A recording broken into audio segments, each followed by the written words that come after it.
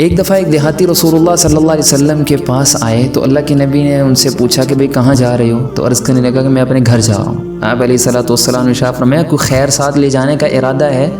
تو اس نے پوچھا کہ کون سی خیر ہے؟ آپ نے فرمایا کلمہ پڑھو اور مسلمان ہو جاؤ۔ تو عرض کرنے لگا کہ کوئی اس پہ آپ کے پاس گواہ بھی ہے؟ تو نبی کریم صلی اللہ علیہ وسلم نے ارشاد فرمایا وہ وادی کے کنارے پہ جو کیکر کا درخت ہے نا وہ میرا گواہ ہے۔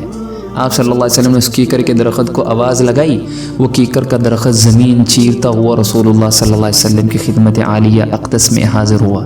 آپ صلی اللہ علیہ وسلم نے 3 بار اسے پوچھا کہ میں کون ہوں؟ اس نے 3 بار کہا اشہد لا الہ الا اللہ و اشہد انک رسول اللہ۔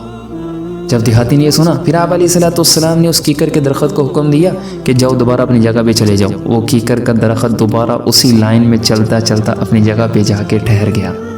وہ دیہاتی کہنے لگے کہ یا رسول اللہ میں واپس جاتا ہوں، اپنی قوم کو بھی لے کے آتا ہوں، اگر وہ نہ بھی آئے تب بھی میں آپ کی غلامی کے اندر خدمت میں ضرور حاضر ہو جاؤں گا۔